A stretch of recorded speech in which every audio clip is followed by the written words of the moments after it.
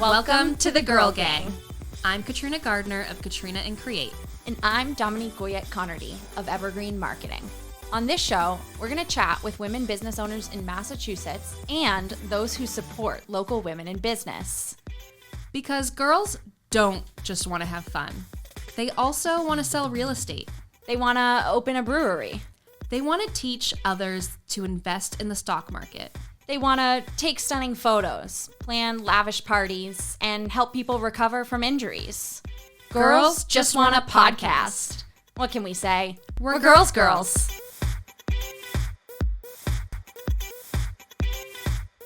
Hi.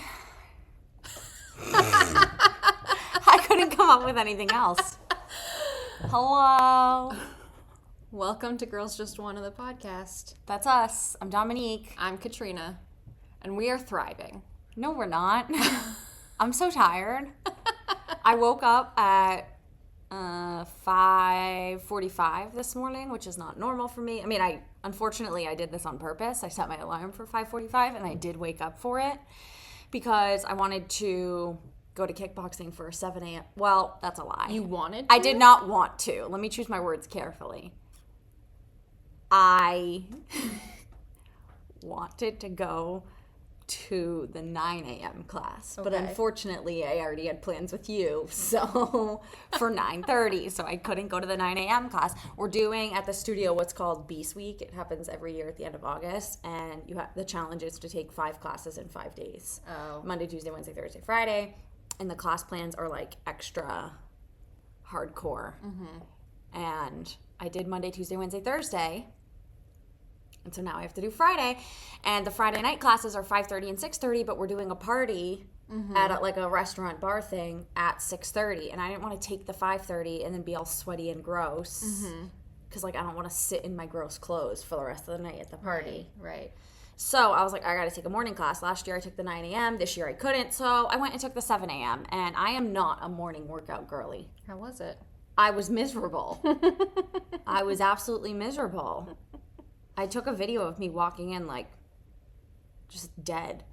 And yeah, it's really hard to work out in the morning when you're barely awake. Yeah. So anyways, I did it and it's done, but it was difficult and I'm tired and... You know what would help with your Don't, because that's so mean. You're bad at me.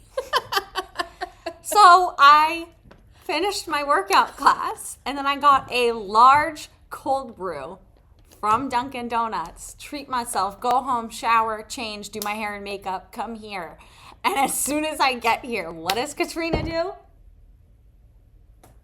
Go ahead, tell the people. I spilled her entire coffee. The entire coffee. So now we're running on only a few sips of caffeine. I'll buy you another one. No, it's fine. No, I will. No. I don't think be able to get it to you today. Because we're broke. No. So anyways, that's my story. I'm tired and Katrina spilt my coffee. And yeah, we're just going to have to keep going here. I think it smells like coffee in here. Well, yeah, because we dumped a large cold brew on the floor. So the whole place be smelling like coffee. Whatever. It's fine. Anyways. So I'll take a nap. You go ahead. You say your part. Well, I think it was the last episode that I was like, oh, I'm going to be going to this book convention. I think so, yeah. I went, and it was amazing. Good. I had so much fun. I got to get dressed up. I'll post a picture. I saw that. I did some swing dancing with some random guy. That was so much fun. No, it was nice. It wasn't creepy. Does Jesse know about this? I don't know. Oh!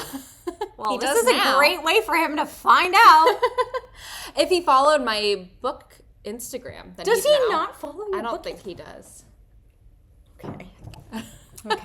Continue. I spent way too much money. I drank a whole bunch. I did have to abandon a Starbucks drink because they didn't get it ready in time. That was upsetting. But it wasn't coffee. It was not coffee. It was that Starbucks energy. Yeah, you told me about this, and I don't even know what that is. Yeah. And like you said, it is like the equivalent of 2 cups of coffee with the amount of caffeine in it. Yeah. But hopefully someone else drank it because it took them an hour to make it and I had to go. Because I was there as a volunteer. So my volunteer shift started and it was not ready. So yeah, but otherwise it was super, super fun weekend. I felt amazing just being at the Boston Park Plaza and drinking. I was like ordering champagnes to my room and just felt like I was, while watching The Office. Oh, that's so classy of you. I thought so. I ordered Cheesecake Factory to the room. Wow. And that was really good. I did have a moment where it was like, oh, you can request a microwave and a fridge to your room. So I'm like, great. So it's like 11 p.m. I request the fridge to my room so I can put the pasta from Cheesecake Factory. And they were like, "Ma'am, we don't deliver fridges after 11 p.m." No, they did. Oh my God. But I get this like knock, knock, knock. And then I look and there's just this like man like standing there and he's got this like fridge next to him.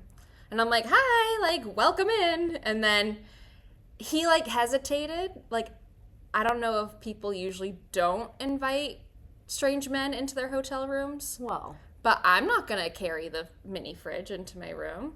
So I did. And then as this whole thing is like happening, I'm like, I am like the cautionary tale right now, maybe, about. People are listening like, you did what? Yeah.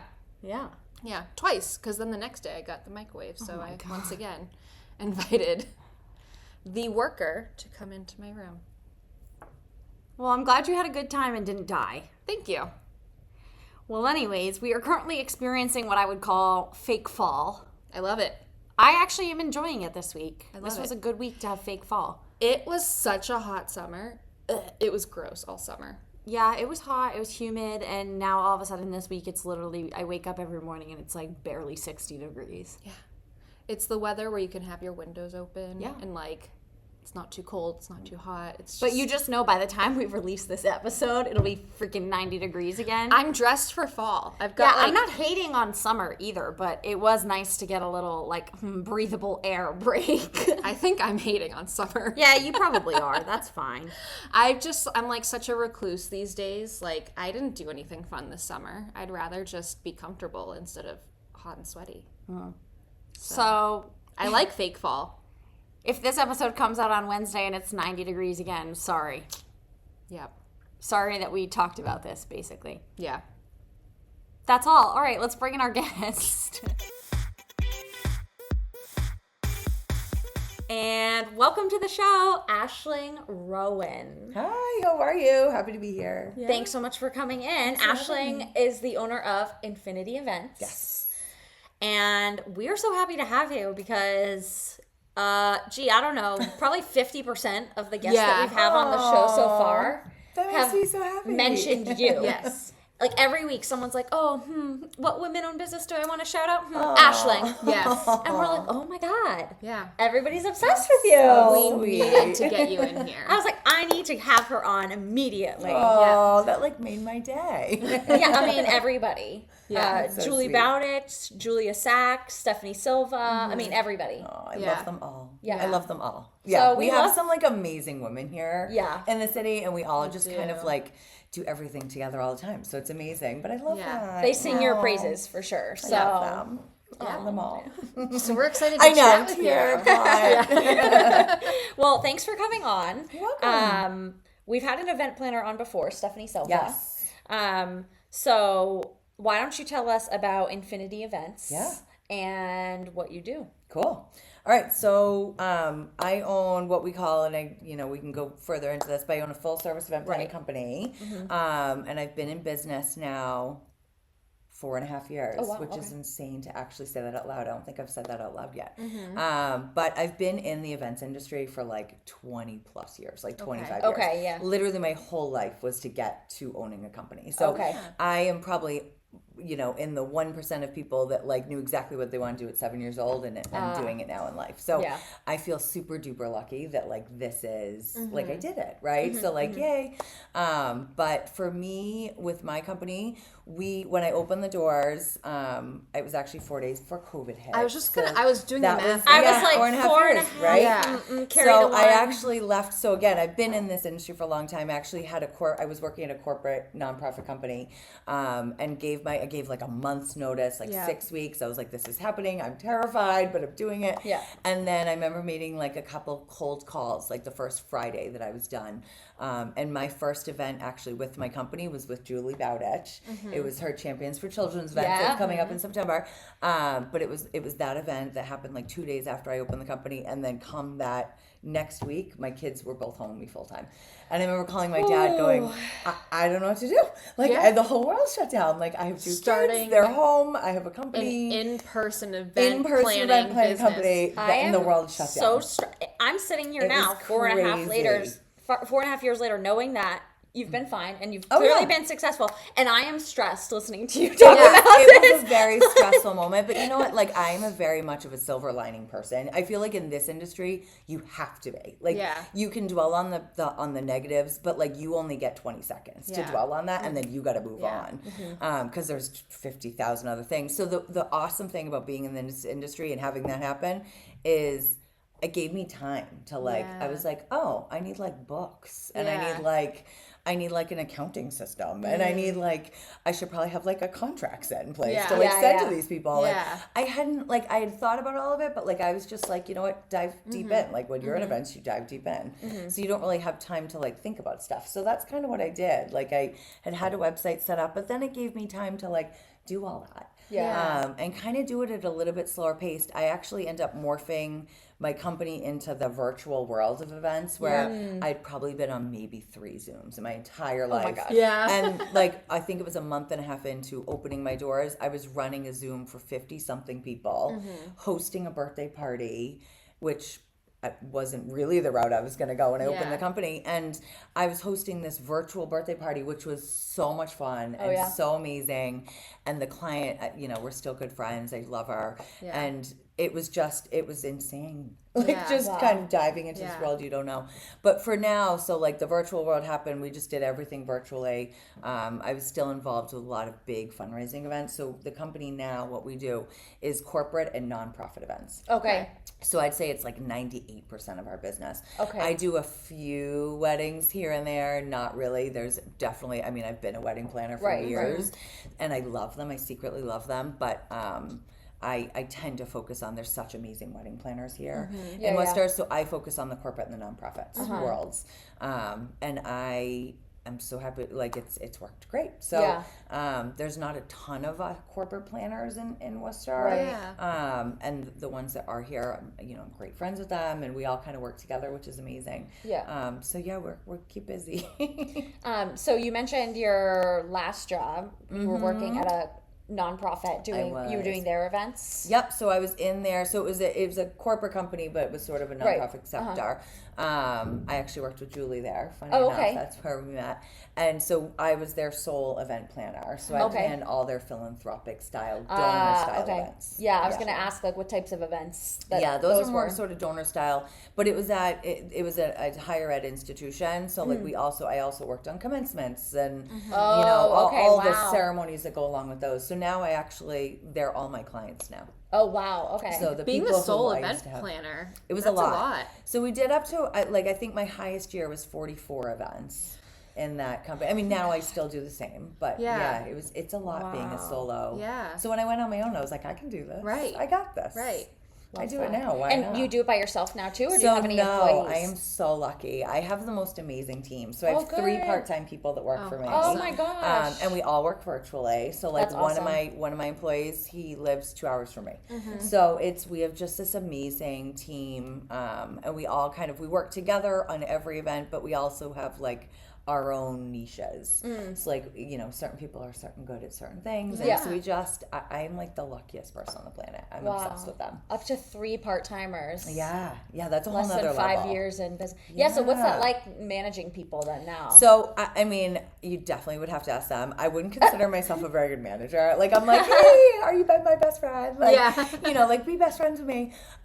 So like, I enjoy working with, I really love working with people. I'm very much a people person, if you can probably tell. But it's just a different realm. Like I have to make sure they're paid and Yeah. you know, make sure that like they have enough tasks to work on, and like just checking in on like things like their mental health. Like like how you doing? Like are you okay? Like I'm giving you all this work, but like is it too much?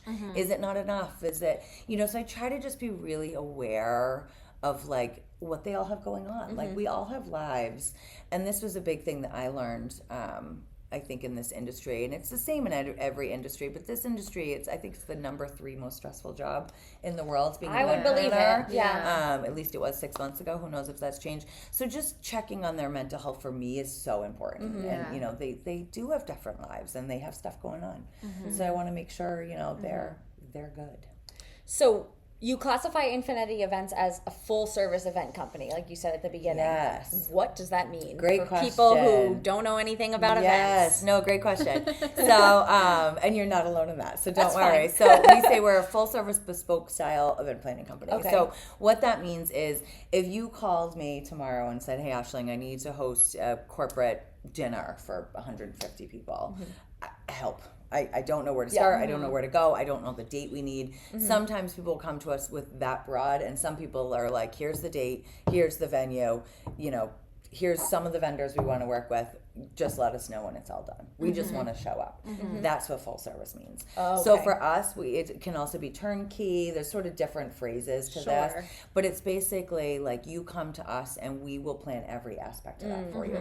So sometimes they'll have, you know, we're definitely not like a design firm or anything, but we can also hire out. Like if they need some design work done, we will hire a designer who will work through us as a subcontractor. But sometimes the client will have one in-house, especially with these corporate companies. They have in-house design, so they can do that, but then they might send us the, you know, the items to print or you know, whatever. So for full services, we do like soup to nuts. You can kind of just give us your budget. We meet with you. We do a consult call with you.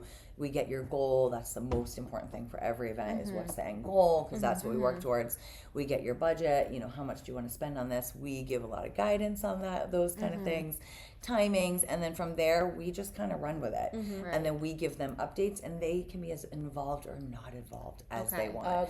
So each client gets to decide. So it's nothing's cookie cutter ever, and that's where this bespoke spark comes in. So it's very, very customized to each client. I would guess that, you know, you've got some clients that want to have an opinion on everything, like the colors of the napkins to the, you know, and then there's probably some that are like, you know, I just want to show up.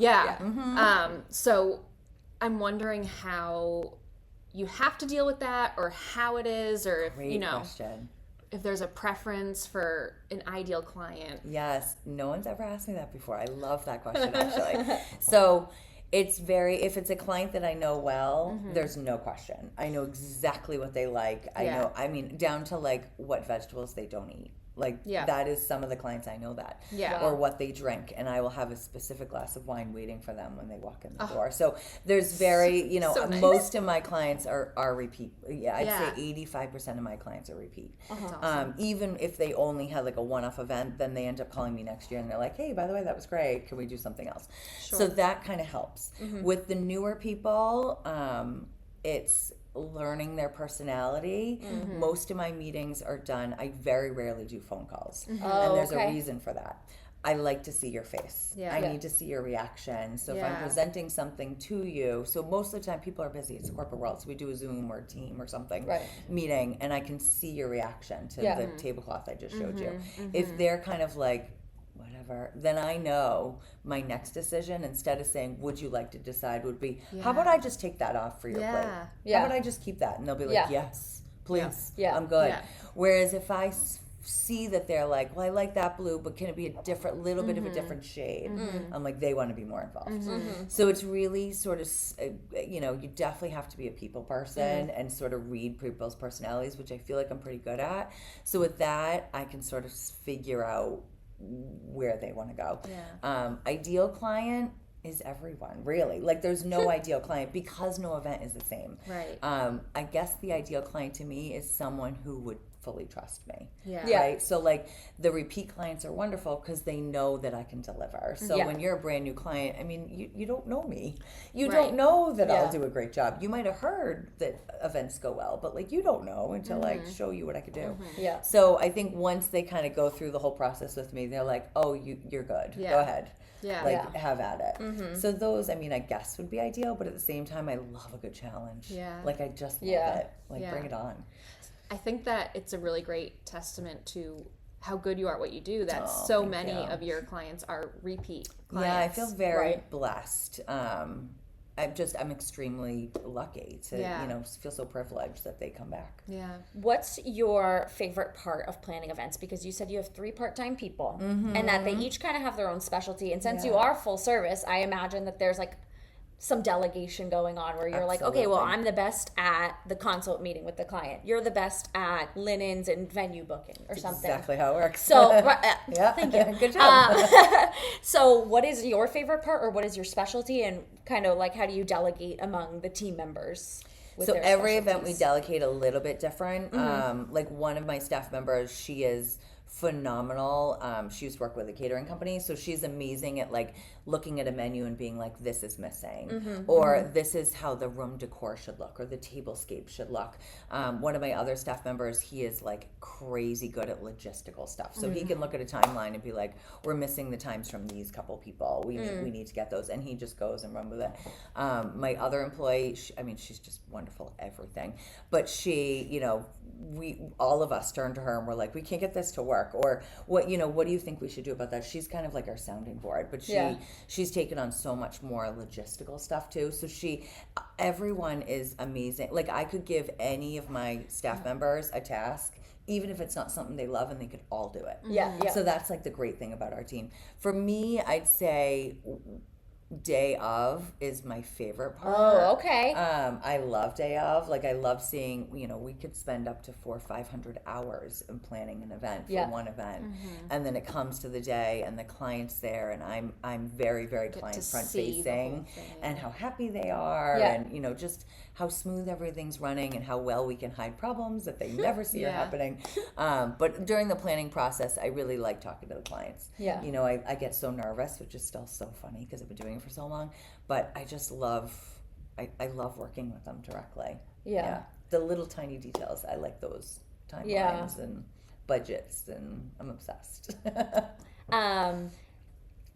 You said you have 40 plus events a year, maybe? At this point? About that, So are you in person at all of them? Every single one.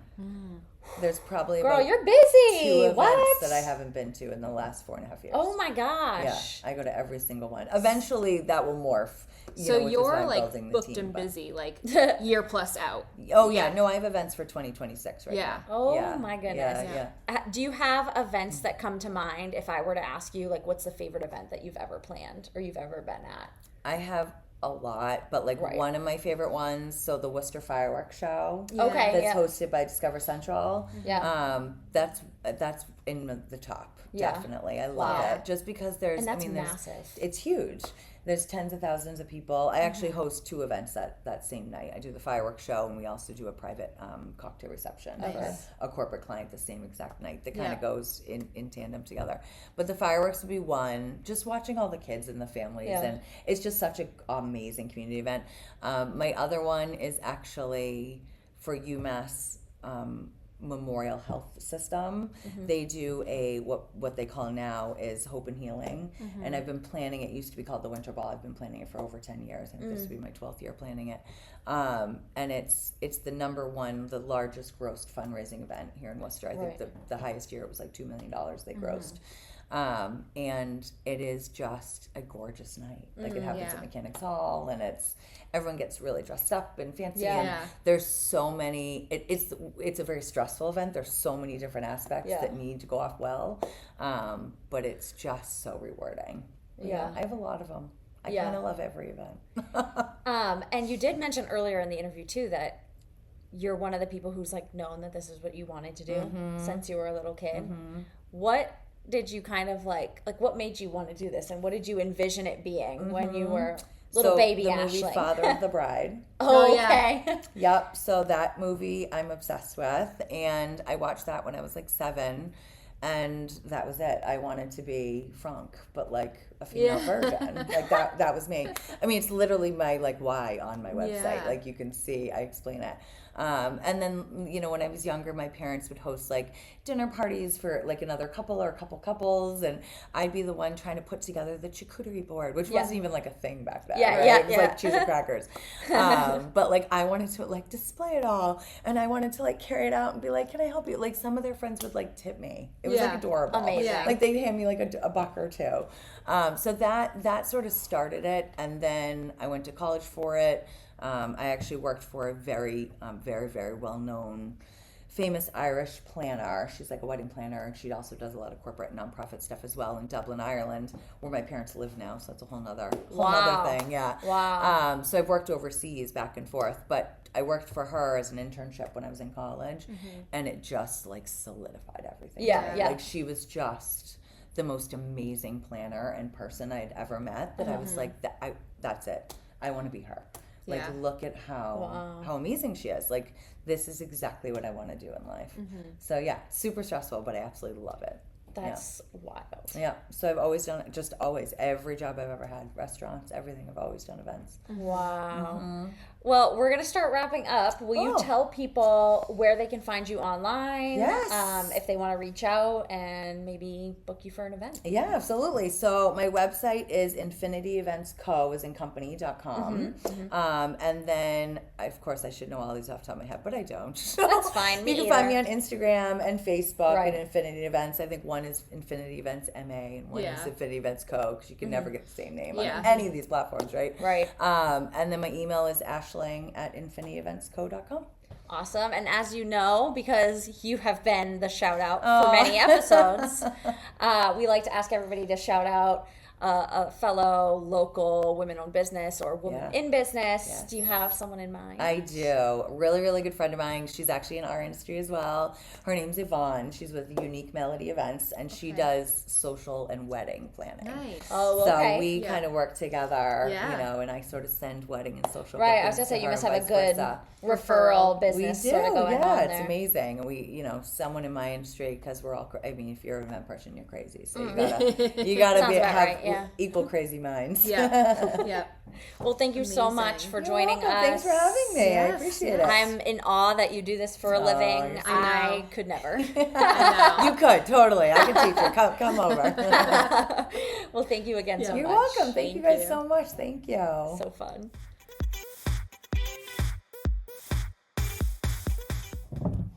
Welcome back. It's time for Heart It or Hate It. Are you ready? I'm ready as I'll ever be. Okay. First Heart It or Hate It is coffee ice cream. Sorry. Coffee. Just like a dagger to the heart. Heart It for sure. I love ice cream. I love coffee. I love coffee flavored ice cream. Hate it for sure. You can show yourself out. That's why I spilled your coffee. I just actually. Yeah, Katrina, just because you don't like coffee doesn't mean you no one can have take it out on the rest of us. Jesus. Oh, man. No, I don't like coffee. My husband always tries to convince me that I should like coffee ice cream, even though I don't like coffee, because but that it tastes different. Sense. No, I think it tastes, I mean, yeah, I guess, but also like, yeah, it doesn't make sense. I'll tell you what also doesn't. No, it kind of makes sense, is people who don't like coffee, but they do like coffee ice cream. Yeah. That's like my mom. My mom, I don't think my mom's drank a cup of coffee a day in her life. Yeah, that's interesting. But she's like, coffee ice cream is so good. Yeah. See, that's what Jesse thinks that I should be, is like, and I'm not there. Yeah, I mean, I think at least you're consistent. Points for consistency, I guess. My sister also loves coffee. She hates coffee ice cream. See, that's weird. That's weird. Does she like other types of ice cream? Yes. Then that doesn't make sense. Are there any types of ice cream you don't like? I mean, I would never discriminate against ice cream. Okay. Just kidding, though, because what the hell is rum raisin? Like, do you like cherry, like the cherry ones? I'm not like, I wouldn't order that. Cherry Garcia. I wouldn't order that, no. Yeah. I mean, if it was the only ice cream available, sure. But I wouldn't, like, that would never be my first choice. There's a lot of the fruity ones are not. I'm not into that. I want chocolatey. At my last job. Vanilla-y, cinnamon-y. My manager would homemade ice cream, and she would invite us over for, like, ice cream parties. Okay. But it was hibiscus ice cream, lavender ice cream, pine nut ice cream, which was actually... I bet it was good. Good. Yeah. Yeah, people have told me lavender ice cream's really good, and I don't know if I'm into that. I remember her mom was serving me the hibiscus, and she's like, it's really good, but don't have too much because, like, you're not supposed to eat hibiscus in, like, large quantities. So I'm like, so you were getting drugged by your boss's mother or something? Who was the sweetest lady. Yeah, that's how it always is. The mother also worked at the company. These are the types of people who poison their husbands, and then I'm like, And she would come in with, like, scones that she made, and it was great. Okay, well. Anyway, so I hate it, you heart it. Yeah. What's next? Board games. Heart it or hate it? Hate it. Why? Why are you like this today? I've had it with her. What about you? Heart it? Yeah. Well, no. Yeah. I guess I don't mind, like, board games. I don't really like card games. Okay, name a board game that you like. See, you're a liar. I used to really love the Game of Life as a kid.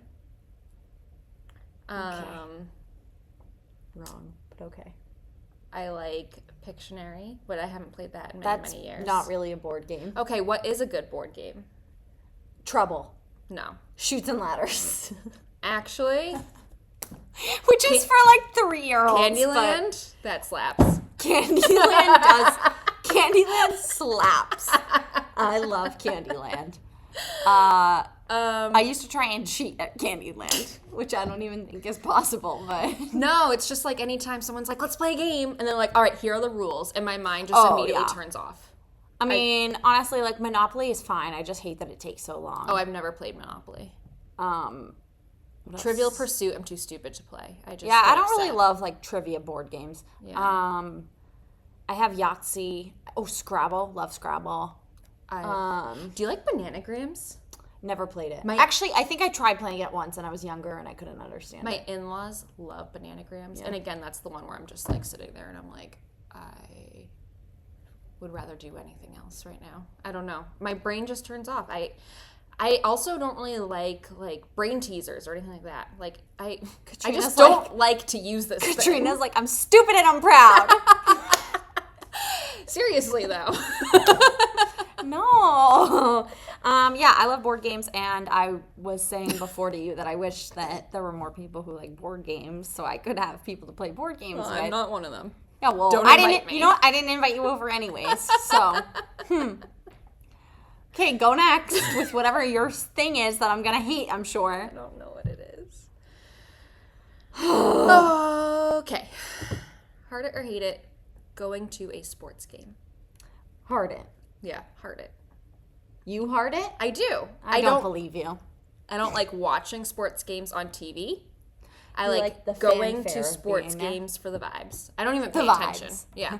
She's like, yeah, go touchdown. Again, I'm really outing myself as this just stupid bimbo, but I can't for the life of me follow sports just like I can't follow board games.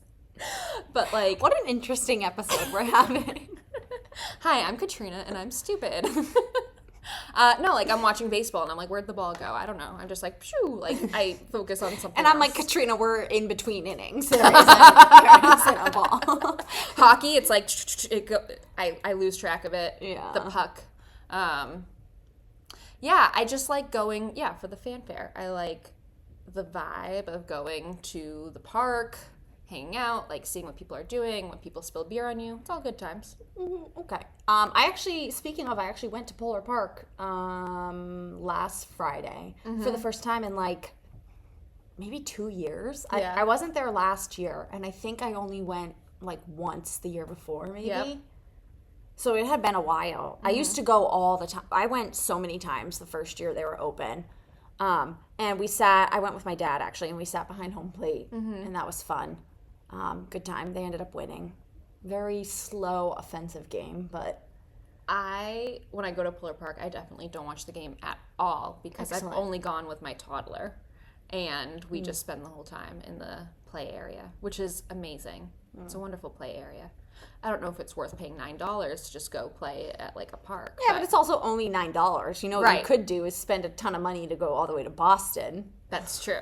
That's true. But no, I love going to live sports, mostly baseball. Yeah. Honestly. Yeah. So I've been to football. I've been to hockey. I haven't been to hockey. I like hockey I like basketball. I don't really like hockey. I don't really follow hockey, but I guess it's fun to go to the games. Right. To some extent. I've never been to a football game. I have. I've also been to indoor football, which they had at the DCUs when the Pirates were in Worcester for a few seasons. I would pay money to go see the Chiefs play at Gillette. My fingers crossed that Taylor Swift will be there. Once again, not there for the sport, just for the fanfare. Yes, that is me. That is I. And I'll pregame in the parking lot. Although football is in like February. No, it's cold. I mean, I went in January to a Patriots game. Not this year. Never mind. I'll stay home. Same the year before, and it was so strange because I was like, oh my God, it's going to be freezing. I'm going to be miserable. And that was like the one day in January where it was like 50 degrees. Oh, nice. Like it's that random day. And I was like, yes. Even watching the Super Bowl. So I remember one time I went over to my in-laws to watch the Super Bowl and the commercials came on and they like fast forwarded through them. And I'm like, that's the only reason why I'm here. I didn't even know you could do that during the Super Bowl. Well, because they would rewind to rewatch plays. So they weren't even watching it. Okay. That's messed up. It was interesting. Did they also stay off social media the entire night? Because you can get like second by second updates during the Super Bowl. I don't know. All right. I wasn't paying attention. I'm shocked. This is my shocked face. Okay, final one. Heart it or hate it, journaling. Heart it. Elaborate. I started journaling this year. You did? I did. At the request of my mother-in-law. Yes, I do remember this. Yeah. Yes. And it was because I was really nervous about Jamie going to school. I wasn't sure if he would do a good job or if he would be like freaked out. And so my mother-in-law was like, you should start a journal and just like write about his experiences so then you can look back and see like how much he's progressed. And I was like, oh, that's actually a really good idea. So that's why I started. But then it's a bullet journal. But I'm not like forcing myself to make it like the most aesthetically beautiful bullet journal because that's usually where I fail is because I just like I'm like, oh no, I ruined a page, like I don't want to do it anymore. I'm just like writing in it, but then it's also like some pages I'll just like scribble a quote and like make that look pretty. But yeah, I'm mostly journaling in it. I don't do it like daily or weekly. Sometimes I'll do it like a few days in a row and then sometimes I don't touch it for like a month, but I was actually using it last night. Yeah. And you were like, Dear Diary, I can't wait to ruin Dominique's morning by knocking over her coffee. This is my manifesto. I'm manifesting that Dominique will be caffeine-free for our podcast recording. I am Bullet journal. All the ways I can annoy Dominique. Number 1. I am gonna go hard it. Okay. I used to do Silk and Sonder, which is like a subscription journal service, and they send you a new one every month, and every month has a different theme. So like 1 month's theme would be like gratitude, and 1 month's theme would be like passion or whatever. And all the things in the journal like have, I don't know, it's just cool. They had like prompts, they had habit trackers, they'd have like games like crosswords or some like brain teasers, which you would hate. They had a coloring page. So I did that for a while and I actually loved it, but then I ended up ending my subscription like last year or something. And I'm thinking about maybe I want to do it again, but also I don't want to pay money, so right, fair. Difficult. But I did like it when I was doing it. Yeah. But I also would never just like I feel like I wouldn't be the person who would just like have a blank notebook and just like write stuff. Yeah, I just started being that person this year, and I do like it. And actually, I did have a bullet journal, so yesterday I was cleaning my room and reorganizing my room, and I did find my attempted and failed bullet journal from 2019. But it was nice to like look through it and just kind of like read the things that I was thinking about those years ago. So I like that idea of like having records and, you know, memories written down. Yeah. Yeah. All right. Well, that's Heart It or Hate It. And that's Girls Just Wanna. Yeah, for this week. Shout out to Studio 50 at WICN for hosting us. Yes. Sorry about the coffee that we spilled on your floor if you're listening to this. We cleaned it up. Okay, later, ladies.